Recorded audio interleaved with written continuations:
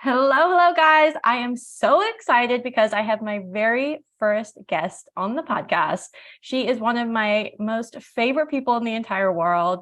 I have learned so much from her about specifically habits, which is why I call her the habit queen.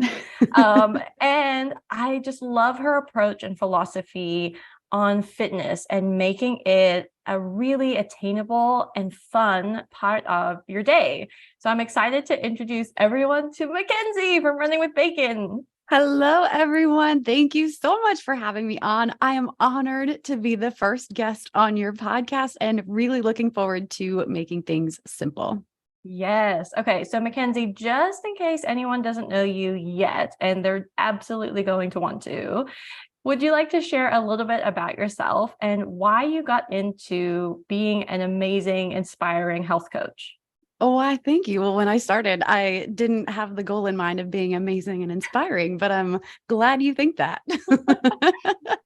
So, yeah, my name is Coach Mack. And like Renata said, I founded my health coaching company called Running with Bacon.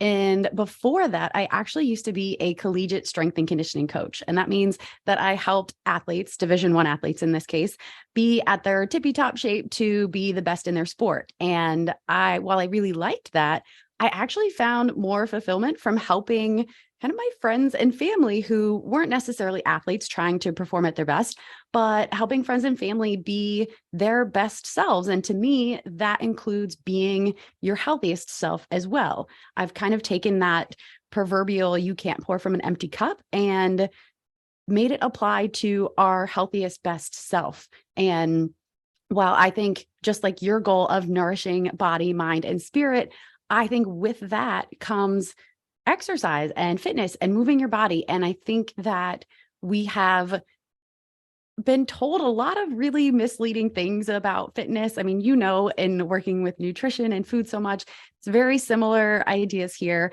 but that it doesn't have to be so complicated. And I think that we really can, if we can, switch a lot of those things that we think about what fitness has to be and what exercise has to be. I think that we can make it a lot easier on ourselves. We can be a lot healthier. We can be a lot better. We can just feel really good about ourselves, but in a really simple way. I love that so much. And because I know you and because I've stalked you everywhere, I was also curious about your focus specifically on moms. Why is that such a passion and such a group of society that you really are committed to helping? So originally it was, again, family and friends. And a lot of my friends, I'm of the age now where they are young moms and they've kind of gravitated toward me because I'm able to take their crazy, busy, insane life and break it down into these simple things. And so at first I was like, well, moms just love me, and then I dug a little bit deeper into it though, because there's something that was really, it didn't gnaw at me, but it was like just a really deep rooted sense of like, I want to help these women because I know there's a different way. And it was actually during I run a 3-month program for a small group of women. And it was during that, when I was planning one of these lessons, that I realized I wish that my mom had someone like me to help her. So I am the youngest of 4. My mom was working like 60, 80-hour weeks to provide. Like she was, the major breadwinner. She was crushing herself to take care of her family at the total expense of her physical health. I mean, I don't know if she would admit all of this, back in the day. Maybe now she might wish she could do things a little bit differently, but she didn't know that there was another way. And so understanding the science of exercise like I do and learning so much about behavior change and what it actually takes versus what we think it takes, I want to show moms that there is a totally different way and it doesn't have to be so damn hard. And so I want, little girls to have their mom be that role model for them. And so it became a passion when I dove into why I enjoy helping moms so much and became really personal to me. Yeah. Also, shout out to Mackenzie's mom. Hi. Yeah. She's not on social media or she doesn't listen to podcasts, but she does read my emails. So at least, Oh, there. she Hi, gets it mom. that way. She'll hear about this podcast in my emails. Well, I think that that is such a beautiful thing to share because, I'm a mom and we know so many other women that are moms that find it so hard and really feel like it is a struggle to put their health first. And so at the beginning of a new year, so many people are committed to their health and wellness. There's New Year's resolutions. Everyone's in the gym. Everyone's trying to eat healthy. And I really feel like for moms, it's almost this added pressure of trying to live up to even more of these societal expectations. So I wanted to chat with you today about New Year's resolutions and how we can actually make them achievable. Because as we know, as we're recording this in approximately the third week of January, something like only 36% of people are continuing with their New Year's resolutions, and it's the third week of January. So what do we do? Where do we go wrong with New Year's resolutions, and how can we make it right? So I think the main overarching thing with resolutions is we set the resolution and then we get this really feel good sensation like, yeah, I've got a goal, I'm making progress, I'm all set, let's do this. But we forget that the resolution itself is a big goal that we have. It's not a strategy to get to the goal. So a New Year's resolution might be, I want to lose 15 pounds. I want to lose 20 pounds. I want to eat better. Well, you don't wake up in the morning and go, today I'm losing 20 pounds. Like it doesn't happen that way. It doesn't just turn around on a dime. Like when the clock strikes midnight on December 31st, literally nothing changes. Nothing at all changes, even though we have these really exciting, really bold, promising resolutions. We forget the middle part. That's the strategy to get to the resolution. So I don't have anything against resolutions. Set them. That's great. But just do the actual middle part, which is create a strategy to get to the goal or your resolution. And I, like you mentioned in the intro, love to use habits as a strategy to get to resolutions. So I think that's where we went wrong. And every year, media and, internet gurus and stuff, they sell us on these resolutions and then they fail to remind us that we need a strategy to get there. Yes, the strategy is key. And I think it's also important for everyone to remember that habits are like the easiest way to create a strategy. Because one of the things I always quote that you have said to me and to others in the past is like, when you're creating a habit, make it so small, it's almost silly not to do it. So explain to everyone what that means.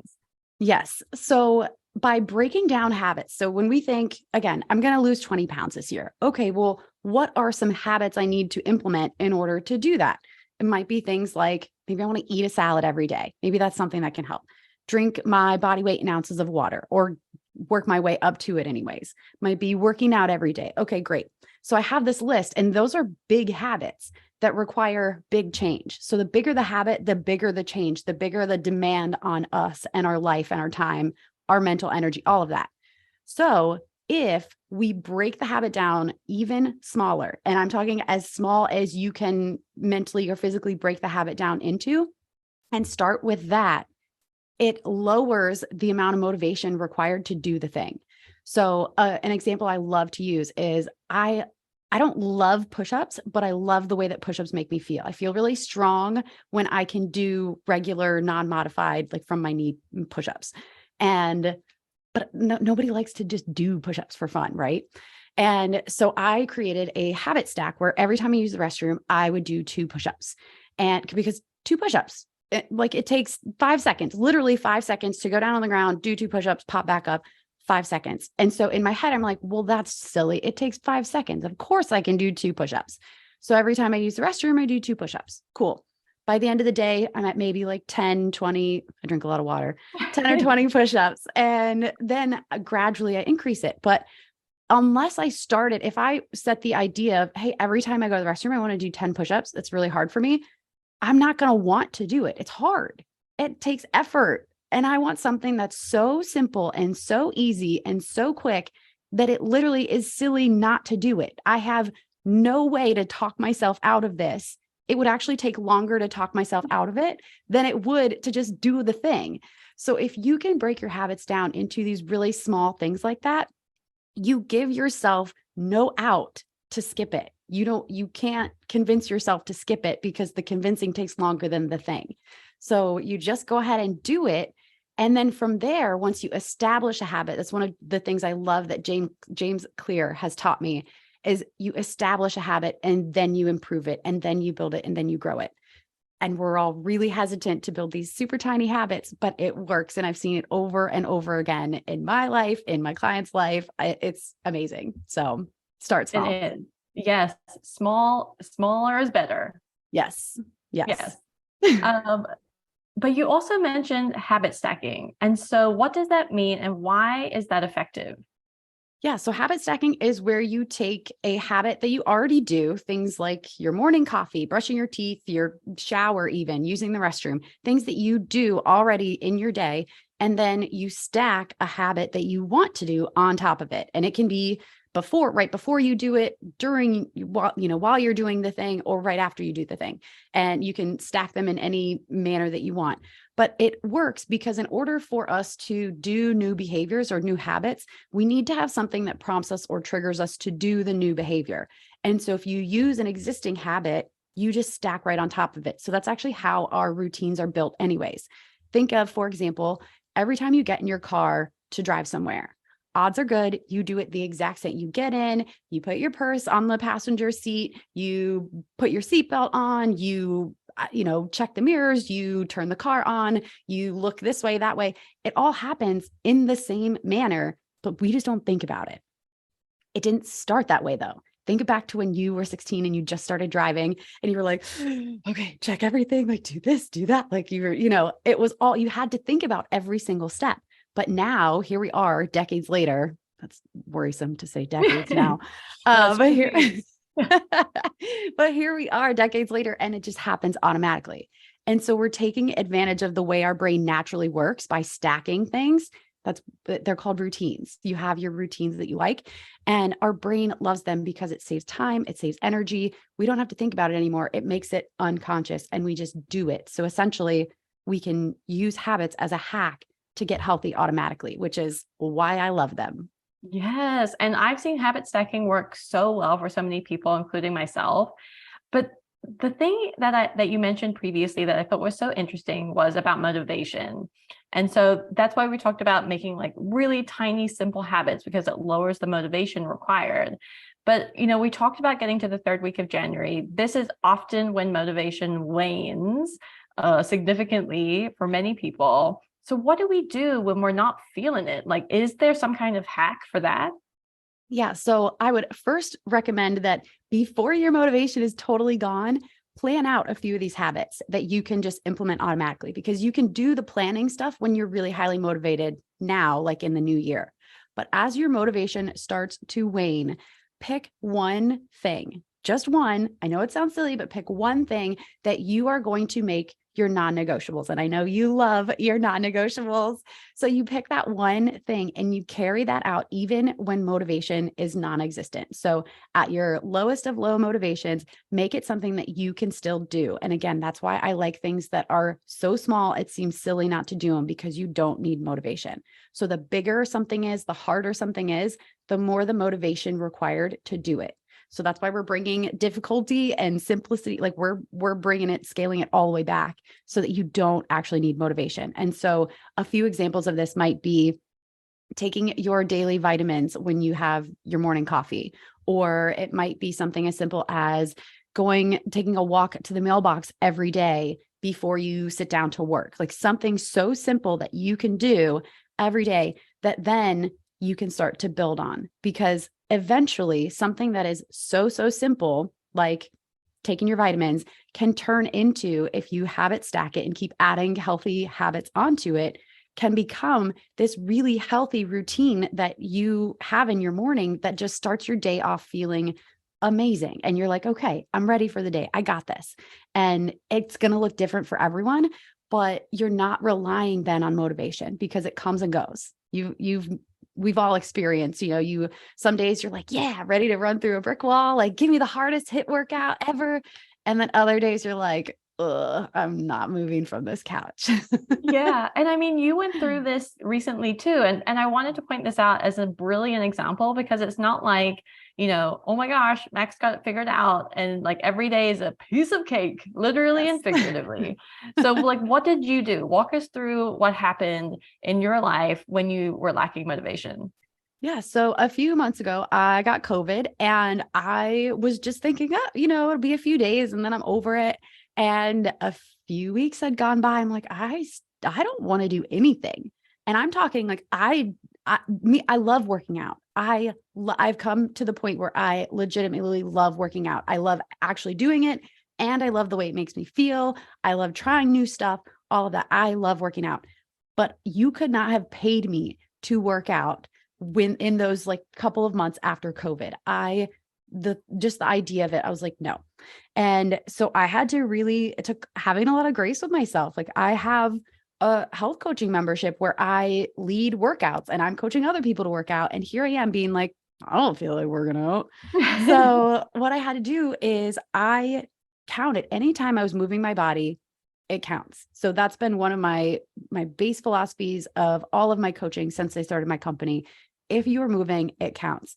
And I really had to scale back what I was doing and just say, if I'm moving, it counts. So we got a puppy right around the same time I got COVID, but taking the dog for a walk, it counted. That was it. Where traditionally taking a dog for a 15-minute walk, I'd be like, okay, yeah, and my workout, or, a couple 15-minute walks a day and my workout.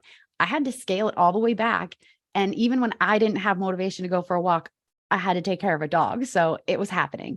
And for a few weeks, that was my workout for the day. I took the dog for a walk and I had to be okay with that. And I mean, it took me a while to be okay with that, but eventually I did become okay with it because I knew it's not going to be like this forever. I'm going to get over this, like whatever that looks like, however long it takes. This isn't going to be it forever. I love working out. I will get back there eventually. And we're hitting even the new year, the motivation fairy, she missed sprinkling me. So it still has been these past 3 weeks, even. There was no bright and shiny for me for workouts. It was creating this routine that got me in the habit of doing my workouts again. And slowly but surely, 3 weeks into the new year, I am back to actually doing what I love doing, my workouts fairly consistently, plus walking the dog. So, but we're talking, it's been 4 or 5 months now since I had COVID and I'm literally just now getting back to it. So we underestimate how impactful those small habits can be, but they don't stay small forever. Like what was once difficult is now easy for you if you keep with it, if you just stick with it and keep building on what you're doing. And I think that's so important for everyone to remember, including myself, because these New Year's resolutions can feel so overwhelming. They can feel so huge. Like I'm never going to be able to lose the 15, 20 pounds this year, or, gain the muscle mass or increase my strength. It seems so big and arduous. And that's why you, as the habit queen, like you have taught me so much. And I love sharing that knowledge because it really makes it attainable. It makes it achievable for everyone and not like some mystery or some like fad that we have to get behind in order to see the results and live the healthiest and happiest life that we want. This has been amazing, Mackenzie. Thank you so much. I wanted to ask you one last question. Yes. So, well, actually two, but first, I'm all about giving extra. I'm like, I have 27 more questions. Do you have time? So what would be your last piece of wisdom that you would want to share with someone who is, starting off the year, had some great motivation, has some amazing resolutions that they have this year, and perhaps they're a little unsure, they're maybe a little overwhelmed, or even they're starting to get frustrated? What would be your guidance to them? My number one thing would be to keep going. And whatever that looks like for you, again, pare it down, scale it back to whatever the smallest, simplest thing is that you can do, but keep going, keep the habit alive, because again, it's not going to stay that way. You will keep getting better at it. It will get easier. You will keep finding ways to add to it. But if that takes this whole next year, that's fine. You don't have to get to a certain point by a certain date when we're talking a healthy lifestyle. It's, I forget the exact quote, something like healthy habits are a lifestyle, not a finish line, or there's no finish line, something like that. I'm totally misquoting it, but there's no end game other than to just feel your best as often as you can. And so if you have that in mind, instead of the finish line is when I lose X amount of pounds or when I fit in whatever size, if your end game is to feel your best as often as possible, you will keep doing these little things that lead to you feeling your best more often than not. So keep going. That's my number one advice. Keep going, because as long as you keep going, you're not going to fail at it. Time's going to pass anyways. So may as well just keep going, do the little things, and they start adding up really big over time. Oh, that's so good. I love it. Okay. So how can people get in touch with you? Because I'm sure so many people want to learn more about your philosophy and about your membership. Yeah, thank you so much for asking. So you can find me on the old socials. I love Instagram. That's my platform of choice. I'm at Running with Bacon, and my website is runningwithbacon.com. You can email me. All of my contact info is there. So I'm an open book. I'm happy to help. Let me know how I can help you, and we'll make it happen. Yes. And I think that you have is it 4 weeks of a workout plan? I do. I have a free workout plan. It's mostly at home workout. I mean, they are to be done at home. You can take it to a gym if you want, but it's as easy as possible. You don't need daycare. You don't need to drive to the gym. None of that. You just press play on these workouts, a 4-week plan. And I check in with you every week via email. So if you want that extra little bit of accountability, grab it. It is actually at runningwithbacon.com/free plan. Had to make sure I had that right. Yeah. And of course, we'll link everything in the show notes. But thank you so much, Mackenzie. I love chatting with you. I love hearing your philosophy and wisdom, because you have so much knowledge. And I'm so glad that we get to share that with everyone. Thank you so much for having me. I've really enjoyed it. Yay.